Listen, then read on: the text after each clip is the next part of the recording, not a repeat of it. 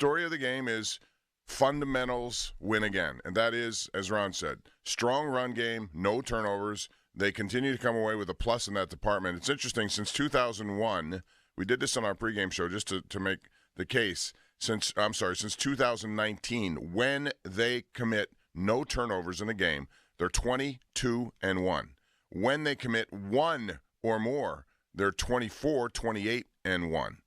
So the bottom line is, if they make a mistake or two, they normally have problems because they play it so tight to the vest. Right. But by winning that game every week, and if your quarterback is responsible for not turning the ball over, he's doing a pretty good job. Although I get what Ron's saying. The performance sooner or later has got to get better than this. But they win. They know how to win. They've manufactured winning.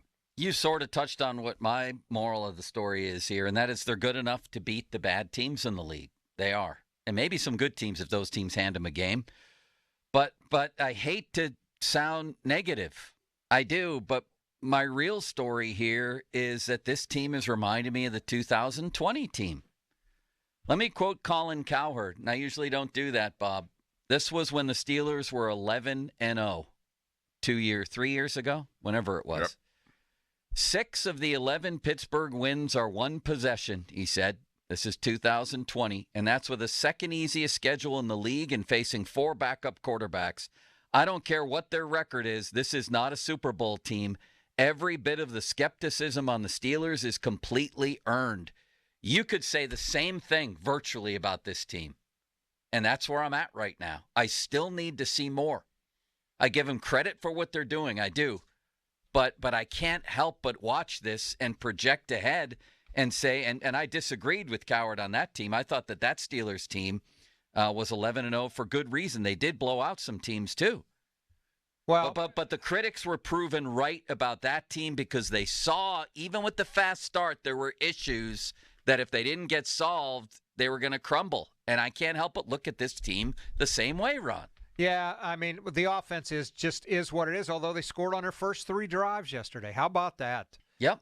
2 touchdowns and a field goal, and then they didn't do hardly anything the rest of the game. But the defense has given up huge plays, too many, but made a couple big ones at the end. But I think now losing Quan Alexander on top of losing Cole Holcomb, this is like the curse of Ryan Shazier, isn't it? They can't get inside linebacker straight. It looked like they had it straight this year. Now they've lost their 2 top guys. And what are they going to do? They got a Landon Roberts and Mark Robinson. I think that's going to be a big issue going forward. Very well could be. Looked like they had it solved with Devin Bush, too, and then he tore up his knee. It's like since Shazier, they've been cursed. Bob? Yes, indeed, and they have to figure out ways to cover up because you can't survive a game. If I had told you before this game that George Pickens would have 3 catches, Deontay Johnson would have 4 catches. What did they throw for, 110 yards? 126, I think. I would have told you they'll probably win by a field I'm not goal. done there. I'm not done there. But if you told me also that Jordan Love would have 5 completions over 35 yards, plus a 40-yard run by A.J. Dillon thrown in there, and the Steelers would be held to that yardage, I would. But the run game, basic fundamental stuff is what's driving them right now. Not turning the stuff you hear all the time. And to their credit, they should be given credit for this. They're running the ball much better. Their offensive line looks cohesive right now. Broderick Jones has been a big upgrade. Whatever the reason was, they wanted to get him there, and now he's there. And they don't turn the ball over. As I said, the record bodes well when they don't. It's a recipe that works well against certain teams. Well, we're going to find out in the next 2 weeks, because they're better teams. Are they? Or are they? That's a good question. That's or the are question. they? I don't know. I don't know what to Ravens, expect out of this I think AFC North. Cleveland looked – I watched that game, the whole game. How did they win? I was watching the game. game. I'm sitting there thinking, this is awful. Watson started 1 for 9, 19 yards. What, the second pass? First pass ran back, right? Yeah, Kyle Hamilton picked it right off and picked 6. And I'm thinking, okay, here they go. Ravens are going to blow out another team. They're looking for a number 1 overall seed in the conference. How do you blow a 31-17 lead on your home field with that defense in the fourth quarter? Shocking. In the fourth quarter. Because Deshaun Watson went like 14 for 14. He went crazy. Yeah, he did. So I don't know what to make. What did Garrett do? He had a good game, too. He had a good game. Huh? He had a good game. Sack and a half. He also made a hell of a play on Lamar on the sidelines. And he also went up to that kicker who missed the extra point. He just seems like a different guy to me this year. He does. But they're in the same boat as the Steelers. Already beat him. Yes, So they I did. really do think that there's credit. I think both can be true, that I can't see this as sustainable. And yet I think they deserve credit for being where they are. They should be where they are. They played 6 of 9 at home, by the way. Am I right about that? I think I am. I think you are right. Yeah, They played 6 of their 9 at home. They should be 6-3. That's about what they should be. Yeah, I agree. But again, we're going to find out a lot more. They got teams they should be able to beat here coming up, at least if you look at them. But then again, those same teams are looking at the Steelers and say they're beatable because they can play it so tight to the vest. So Even if they split these next two, they're going to be in a great spot. 7-4 With only the one schedule loss, they have, yes. they'd be 3-1 in the division. They'd be in a great spot if they can just win one of these next two. I'm not sure that what I said before, that they should be at this record, I'm not sure that this is stunning if you looked from before the season. Because you would have seen, they're playing 6 of 9 at home, including Tennessee, Green Bay. They got Cleveland at home. They got Vegas and Houston on the road. They should have been at least 5-4, or else the season was going to be done, because they only have 3 more home games, plus the meat of their schedule left. So give them credit for where they are. 3 or 4? If they played 6 at home, I think they've only played 5. They right? have 3. Arizona at home, they have New England at home, and then they have Cincinnati at home. That's right.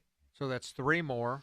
They've played San Fran, but they only have 8 Cleveland, at home. Baltimore, No, they have Well, it's 9 9 and 8, Jacksonville, so 17. Tennessee, and Green Bay. They've played 6 at And they home. have 3 more at home. And that 1 week where they have Arizona and New England back-to-back in 4 days, that's huge because those are 2 teams that you must win. Although Kyler Murray gave Arizona a little spark yesterday. For all those tanking for whomever, he was not in on it. Nobody told him about tanking. So credit to them for pulling out this win. And defensively, they gave up a lot of big plays, but, they're missing Minka.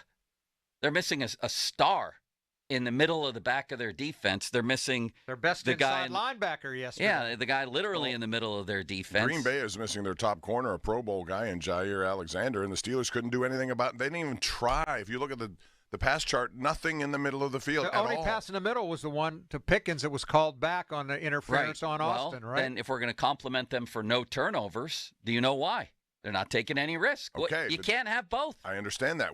And that's the problem of the first 3 quarters. The time you see fourth quarter Kenny Pickett show up is when they normally need him to be a passer. And he showed up again. But, Bob, they scored on their first 3 possessions. I understand that. 2 but touchdowns and a generally field speaking, goal. over the course of this season, it was all running game. Wasn't it, Ron? I mean, the first possession was run, and that's great. They can do it. They don't need the quarterback to throw the ball all over the field. It consumes time. As Mike always likes to say, you stay on schedule, you don't give up the ball, you get more shots. There were some quick, easy passes that are the kind that we've been talking about, that Kurt Warner talked about, that Canada needs to get for Pickett. And they were open. They were schemed open, just little take what's there. They made their layups in the first half. Yes. That's all he did, was shoot layups, go to the run game. They also got a big penalty on each of their first 2 touchdown drives, Yes, right? they did. Yeah, I thought the one was a bad call by the officials, to be honest with you. I didn't think that was pass interference at all, and it would have resulted in a punt in that first possession.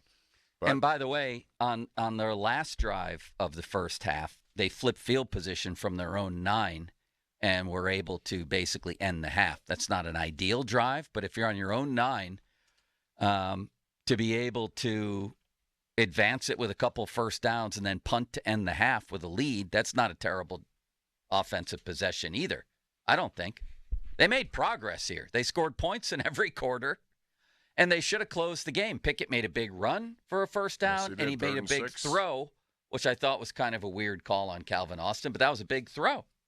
So, I don't know. Offensively, I still think they took a step forward, actually, in this game. Well, the run game did. If you're arguing the passing game took a step forward, I'm not arguing that. I'm arguing overall.